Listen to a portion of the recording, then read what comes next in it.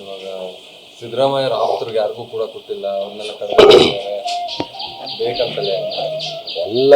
ಈಗ ಸಿದ್ದರಾಮಯ್ಯ ಆಪ್ತರು, D K Shivakumar ಆಪ್ತರು ಅಂತ ಇದ್ರಲ್ಲಿ ಬರೋದಿಲ್ಲ. ಏನಾಗ್ತದೆ, ಪ್ರಾಂತ್ಯವಾರು ದಾವಣಗೆರೆ ಭಾಗಕ್ಕೆ ಕೊಡಬೇಕು. ನಮ್ಮ ಬಸವಂತನೂ ಕೊಟ್ಟರು, ಫಸ್ಟ್ ಟೈಮ್ ಕೊಟ್ಟರು. ಹಂಗಂತ ನಾನು ಸಿಟ್ಟ ಹಾಕ್ಬಿಡುತ್ತಾ? ಅಲ್ಲಿ ಜಾತಿವಾರು ಎಡಗೈ, ಒಂದು ಎಸ್ ಸಿ ಜನಾಂಗದ ಎಡಗೈಗೆ ಕೂಡ ಒಂದು ಅವಶ್ಯಕತೆ ಇತ್ತು. ಅಲ್ಲಿ ನಾವು ಆರ್ ಬಿ ತಿಮ್ಮಾಪುರರ ಸಂಪುಟದಿಂದ ಬಿಟ್ಟ ಮೇಲೆ ಇರೋದೇ ಆಪ್ಷನ್ ಯಾರು? ನಮ್ಮ ಬಸವಂತನ. ಹಾಗಾಗಿ ಅವ್ರಿಗೆ ಕೊಟ್ಟಿದ್ದಾರೆ. ಅದೆಲ್ಲ ಅವ್ರ ಕಡೆಯವರು ಇವ್ರ ಕಡೆಯವರು ಅನ್ನೋಕ್ಕಲ್ಲ. ಬಸವಂತನ ಯಾರ ಕಡೆ ಹಂಗಾದ್ರೆ? ಬಸವಂತನ ಯಾರ ಕಡೆಯವರು? ಮಲ್ಲಿಕಾರ್ಜುನ ಅವ್ರು ಯಾರ ಕಡೆ ಇದ್ರು? ಎಸ್ ಮಲ್ಲಿಕಾರ್ಜುನ ಎಲ್ಲ ಬರೋದಿಲ್ಲ. ಅವ್ರ ಕಡೆ ಇವ್ರ ಕಡೆ ಎಲ್ಲರೂ ಕಾಂಗ್ರೆಸ್ಸಿಗರು ಕರೆಕ್ಟ್ ಇದೆ ಮಾಡಿದ್ರು. ಎಸ್ ಮಲ್ಲಿಕಾರ್ಜುನ್ ಅವರು ಬ್ಲಾಕ್ ಮೇಲ್ ಮಾಡಿ ಸಚಿವ ಸ್ಥಾನ ಪಡೆದಿದ್ದಾರೆ. ನಾವು ಎಲ್ಲ ಹುದ್ದೆಗಳಿಗೆ ರಾಜೀನಾಮೆ ಕೊಡ್ತೀವಿ ಅಂದಿದ್ದಾರೆ ಅಂತ. ನೋಡಿ, ಯಾವ ಬ್ಲಾಕ್ ಮೇಲೂ ನಡೆಯೋದಿಲ್ಲ. ತಾವು ನೋಡಿದ್ರಿ, ರಾಜೀನಾಮೆ ಕೊಡ್ತೀವಿ ಅಂದ ಶಾಸಕರೆಲ್ಲ ಎಲ್ಲಿದ್ದಾರೆ? ಈಗ ಎಲ್ಲ ಸಿ ಎಂ ಮನೆಯಲ್ಲಿದ್ದಾರೆ. ಹೀಗಾಗಿ ಯಾವ ಬ್ಲಾಕ್ ಮೇಲ್ ನಡೆಯೋದಿಲ್ಲ. ಅದು ಆಕ್ಚುಲಿ ಏನೋ ಕ್ಲರಿಕಲ್ ಮಿಸ್ಟೇಕ್ ಅಂತ ನಾವು ನೋಡಿದ್ವಿ. ಕ್ಲರಿಕಲ್ ಮಿಸ್ಟೇಕ್ ಇಂದ ಆಗಿರ್ಬೋದು ಅಂತ ನಾವು ತಿಳ್ಕೊಂಡಿದ್ದೀವಿ. ಕ್ಲರಿಕಲ್ ಮಿಸ್ಟೇಕ್ ಹೇಗಾಗುತ್ತೆ? ಜಿಲ್ಲೆ ಇರುತ್ತೆ ಮತ್ತು ಹೆಸರು ಇರುತ್ತೆ. ಹೆಸರು ಒಂದು ಹೋದ್ರೆ ಜಿಲ್ಲೆ ಹೇಗೆ ಬರುತ್ತೆ ಅಂತ ಅವರು ಕೇಳ್ತಾರೆ. ಮತ್ತೆ ಇನ್ನೊಂದು ಹೊಂದಾಣಿಕೆ ರಾಜಕಾರಣ ನಡೀತಾ ಇದೆ. ಇವ್ರಿಗೆ ಕಷ್ಟ ಆದಾಗ, ಶಾಮನೂರು ಕುಟುಂಬ ಕಷ್ಟ ಆದಾಗ ವೀರಶೈವ ಮಹಾಸಭಾ ನೆನಪಾಗುತ್ತೆ.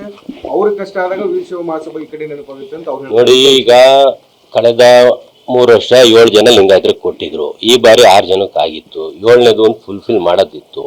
ಅದೇನೋ ಕ್ಲರಿಕಲ್ ಮಿಸ್ಟೇಕು ಅಥವಾ ಏನೋ ಉದ್ದೇಶಕ್ಕಾಗಿದೆ ಗೊತ್ತಿಲ್ಲ. 7ನೇದು ಕೊಟ್ಟಿರೋದಂತೂ ಸ್ವಾಗತಾರ್ಹ. ಯಾಕಪ್ಪ ಅಂದರೆ ಸಾಧು ಲಿಂಗಾಯತಗೊಂಡು ಕೂಡ ಒಂದು ಕೋಟ ಇತ್ತು. 6 ಜನಕ್ಕೆ ಕೊಟ್ಟಿದ್ರು. ಎಲ್ಲ ಒಳ ಪಂಗಡಗಳಿಗೆ ಕೊಟ್ಟಿದ್ರು.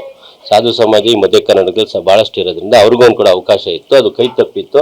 ಅದನ್ನ ಮನಗಂಡೇ ಬದಲಾವಣೆ ಮಾಡಿರ್ಬೋದು. ಕ್ಲರಿಕಲ್ ಮಿಸ್ಟೇಕ್ ಅಂತ ನಾವು ಅಂದ್ರೂ ನಿಮ್ಮ ಪ್ರಕಾರ ಹೋಗಿ ಅದನ್ನ ಮನಗಂಡೇ ಬದಲಾವಣೆ ಮಾಡಿರ್ಬೋದು, ತಪ್ಪೇನಿಲ್ಲ.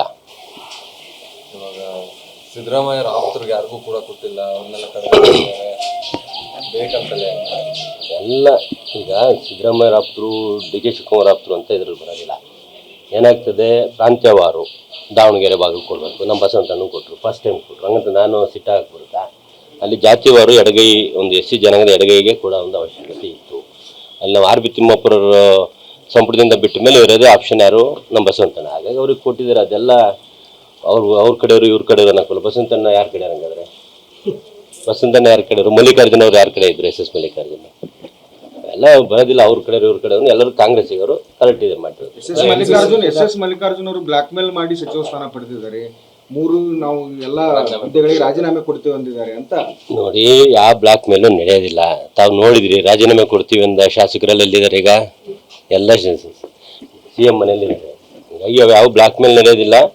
ಅದು ಆಕ್ಚುಲಿ ಏನೋ ಕ್ಲರಿಕಲ್ ಮಿಸ್ಟೇಕ್ ಅಂತ ನಾವು ನೋಡಿದ್ವಿ. ಕ್ಲರಿಕಲ್ ಮಿಸ್ಟೇಕ್ ಇಂದ ಆಗಿರ್ಬೋದು ಅಂತ ನಾವು ತಿಳ್ಕೊಂಡಿದ್ದೀವಿ. ಕ್ಲರಿಕಲ್ ಮಿಸ್ಟೇಕ್ ಹೇಗಾಗುತ್ತೆ? ಜಿಲ್ಲೆ ಇರುತ್ತೆ ಮತ್ತು ಹೆಸರು ಇರುತ್ತೆ. ಹೆಸರು ಒಂದು ಹೋದ್ರೆ ಜಿಲ್ಲೆ ಹೇಗೆ ಬರುತ್ತೆ ಅಂತ ಅವ್ರು ಕೇಳ್ತಾರೆ. ಮತ್ತೆ ಇನ್ನೊಂದು ಹೊಂದಾಣಿಕೆ ರಾಜಕಾರಣ ನಡೀತಾ ಇದೆ. ಇವ್ರಿಗೆ ಕಷ್ಟ ಆದಾಗ, ಶಾಮನೂರು ಕುಟುಂಬ ಕಷ್ಟ ಆದಾಗ ವೀರಶೈವ ಮಹಾಸಭಾ ನೆನಪಾಗುತ್ತೆ.